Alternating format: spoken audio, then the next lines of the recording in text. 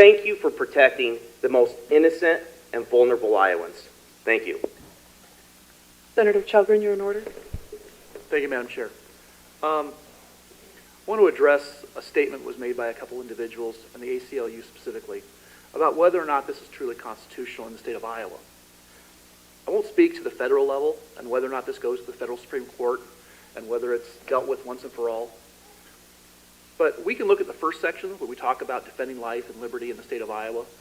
But really the section that gets to me in the Iowa Constitution deals with due process. And it says very clearly, no person shall be deprived of life, liberty, or property without due process of law.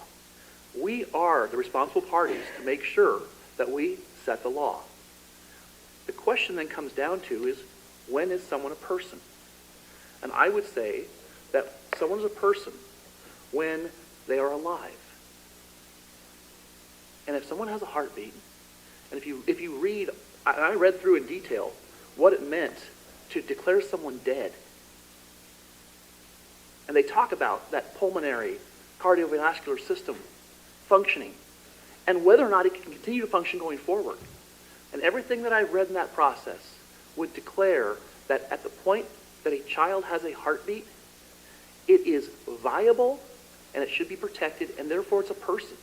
Our Constitution says that person deserves life under the law. We have to set that law reasonably. So I think that the argument that the Iowa Constitution somehow would be against this, I can't find in our Constitution that would somehow void or be an issue. So thank you very much. Seeing no further senators, Senator Peterson, would you like some closing comments? Thank you, Senator St. Clair. I'd like to give the American College of Obstetricians and Gynecologists the last word. I'd like to read a letter that they sent to all members of the Senate Judiciary Committee. Dear Judiciary Committee members, as healthcare professionals serving women, girls, and families in our state, we write in opposition to Senate Study Bill 3143 as dangerous and ill-advised. We are committed to healthy pregnancy care and to making sure that every woman can have the best outcomes for her pregnancy. Iowa ACOG recognizes that the abortion issue debate comes from profound moral conviction from all perspectives. While we respect the need of our members to determine their own personal values and beliefs, we believe termination of pregnancy is a medical matter between the patient and her physician, subject to the physician's clinical judgment and the patient's informed consent. Thus, Iowa ACOG strongly opposes Senate Study Bill 3143, which bans abortion after the detection of a fetal heartbeat or 6 weeks gestation.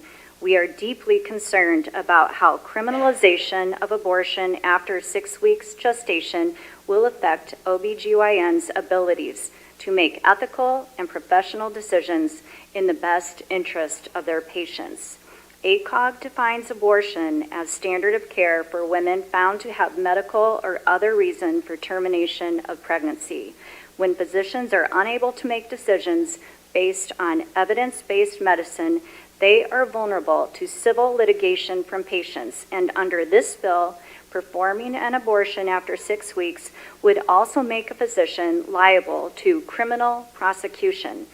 This places physicians in an impossible position between the law and providing evidence-based, individual, and medically necessary care to their patients. This bill is both unconstitutional and unnecessary political interference in the practice of medicine. A woman's right to choose an abortion has been settled law since 1973 when the Supreme Court ruled in Roe v. Wade. That decision makes clear that women may decide independently to have an abortion in the first trimester. This bill strips women of their constitutional right to choose well before the first trimester has ended and represents a dangerous precedent for both patients and providers. We are also deeply concerned that Senate Study Bill 3143 would have a devastating impact on our women's health workforce in Iowa.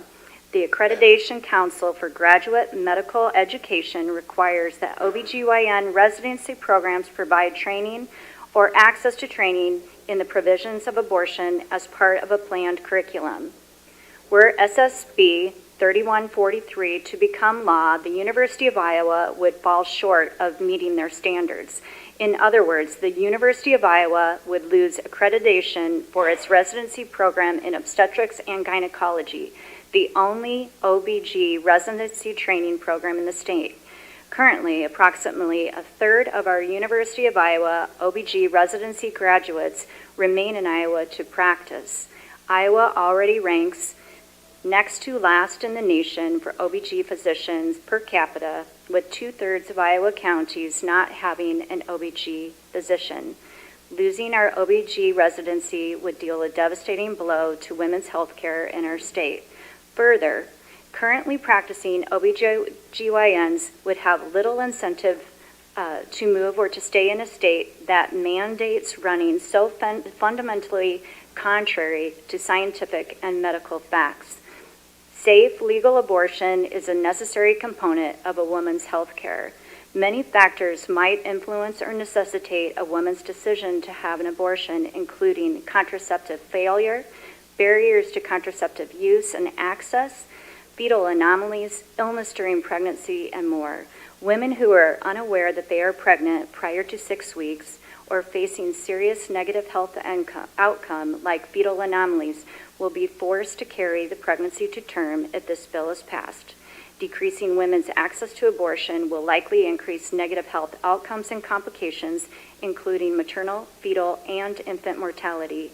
Iowa ACOG respectfully urges you to oppose Senate Study Bill 3143 and any future political interference in the practice of medicine.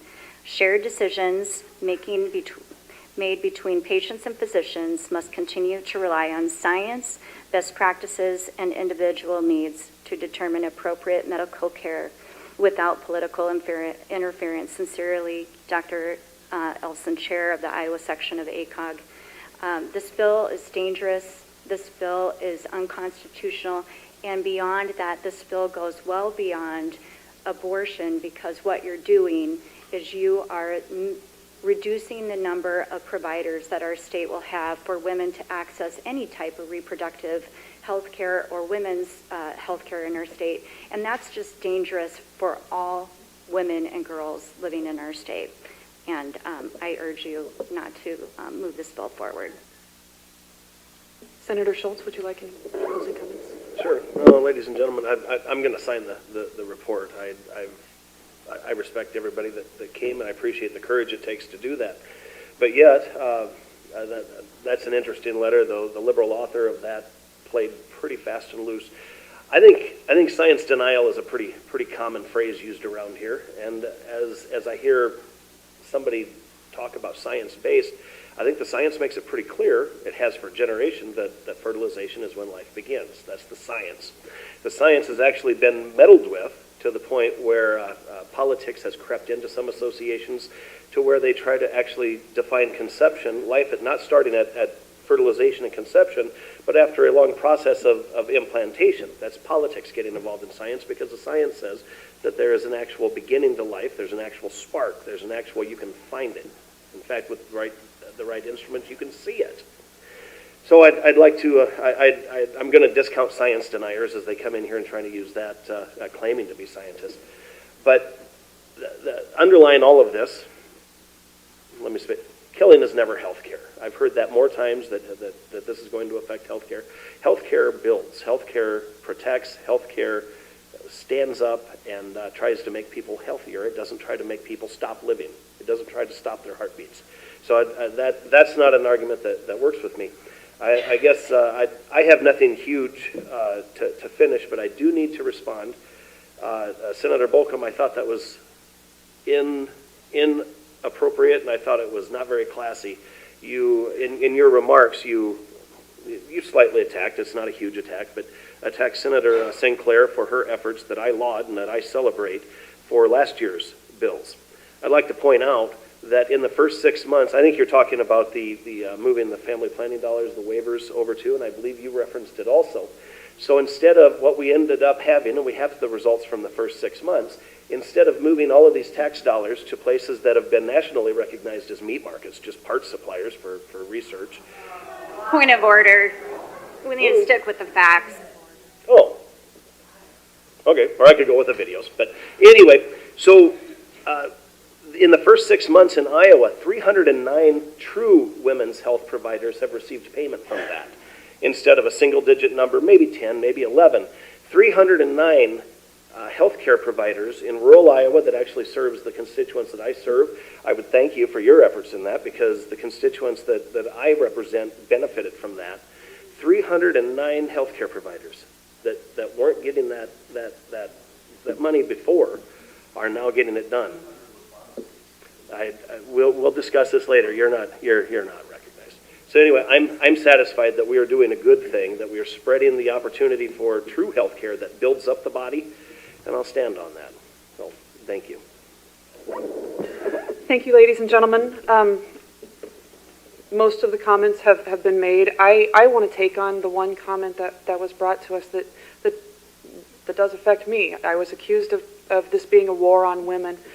Please rest assured that this is not a war on women. I am a woman every single day. I live this. And in fact, if this were a war on women, then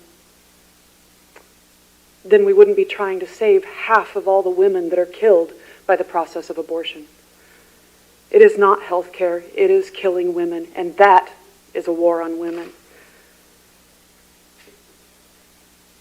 I don't need to dive into more details. It's all been discussed. What I do want to say is that there are two heartbeats that have affected my life pretty significantly.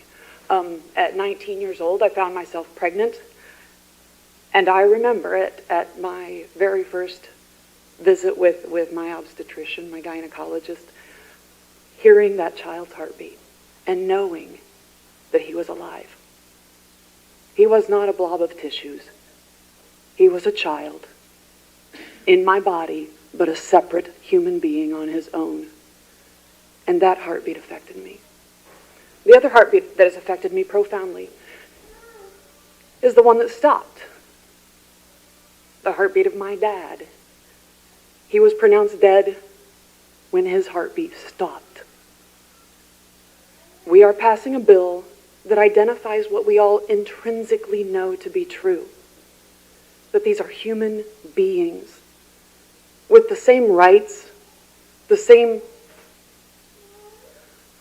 we have the responsibility to offer them the same liberty and the same care that you and I have. I will be advancing this bill to the full Judiciary Committee, and I appreciate Senator Schultz offering to sign on with me. With that, ladies and gentlemen, the meeting is adjourned. Thank you.